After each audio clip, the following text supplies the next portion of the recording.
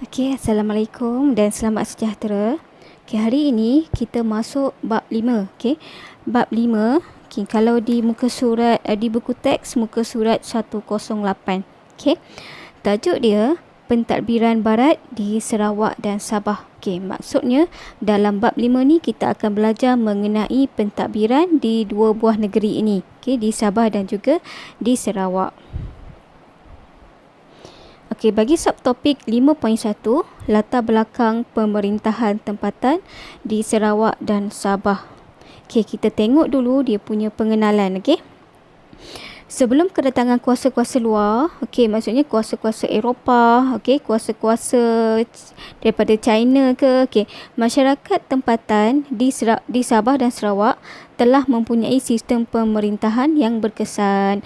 Okey, maksudnya sebelum kuasa-kuasa luar masuk, Sabah dan Sarawak tu memang dah ada sistem pemerintahan yang berkesan. Okey.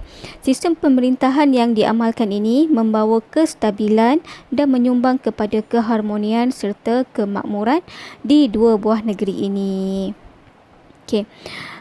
Sistem ini menjadi panduan dalam perkembangan ekonomi, sosial, politik masyarakat tempatan di kedua-dua buah negeri. Okey. Di Sarawak, okey, ada beberapa kerajaan Melayu. Okey, contohnya kerajaan Sawaku, Kalaka, Samadong dan Melano. Okey. Sistem pemerintahan tempatan. Okey, kita tengok sistem pemerintahan tempatan di buah negeri ini. Okey.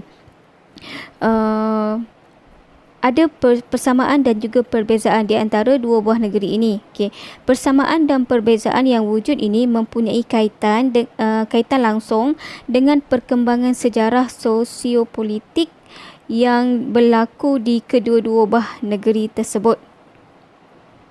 Okey, ada kaitan. Okey. Setiap suku di Sarawak dan Sabah, okey, setiap suku kaum di Sarawak dan Sabah mempunyai ketua rumah tetapi disebut mengikut dialek masing-masing. Okey, namun semuanya mempunyai maksud yang sama. Okey, Sabah Sarawak dia ada ketua. Okey, setiap kaum dia tu ada ketua rumah. Okey, ketua rumah tu disebut ikut dialek masing-masing, mengikut tempat. Okey, tetapi maksud dia sama juga. Maksudnya tetap ketua rumah. Okey, baik, kita sambung ya. Sistem pemerintahan tempatan yang pertama ialah sistem kesukuan. Okey, muka surat 110 dalam buku teks. Okey, sistem kesukuan ni apa? Okey, sistem kesukuan ni dilaksanakan oleh masyarakat tempatan, okey, di Sabah dan Sarawak. Asas yang penting ialah pegangan dan kepatuhan kepada adat masyarakat. Okey, sistem suku daripada dulu sampailah sekarang mereka sangat berpegang dan sangat patuh kepada adat masyarakat mereka. Okey, pemimpin menjadi orang tengah.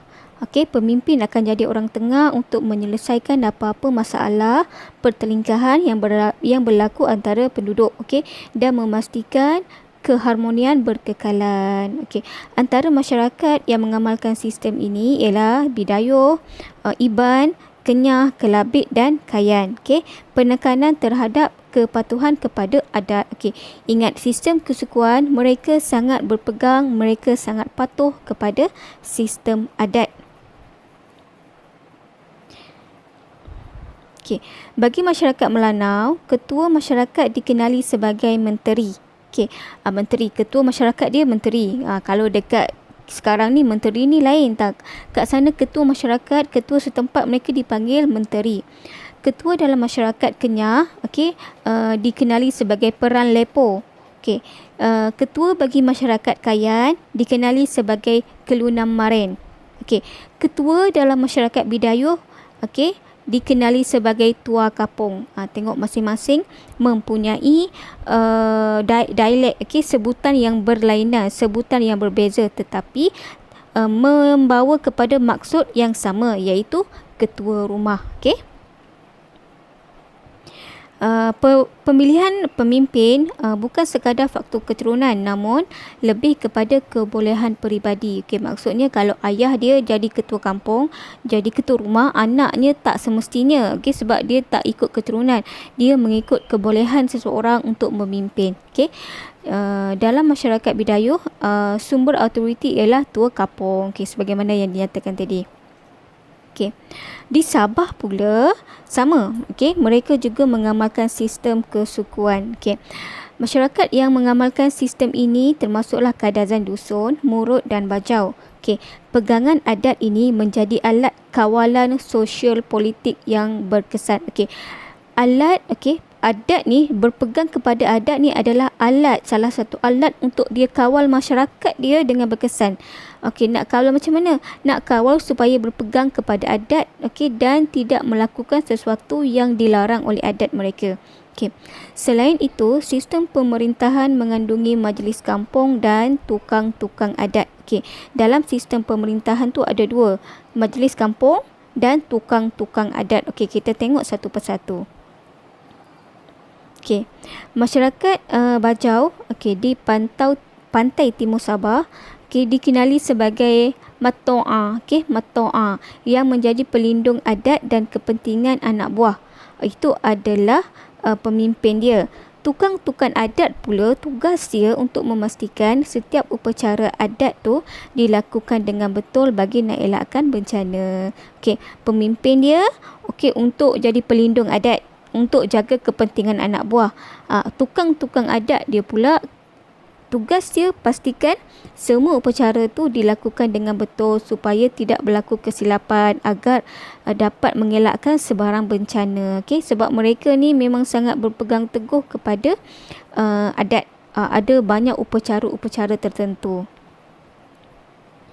Okey, masyarakat Sabah ni, mempunyai pemimpin yang dikenali sebagai orang tua. Okey, maksud dia ketua kampung. Orang tua ni bukan warga emas tau. Kat sana orang tua adalah gelaran kepada ketua kampung. Okey, sebagai pemimpin utama yang akan menyelesaikan pertikaian. Okey, tugas orang tua ini. Majlis kampung, membantu orang tua, membantu ketua kampung ini dalam pengurusan adat dan kehidupan seharian.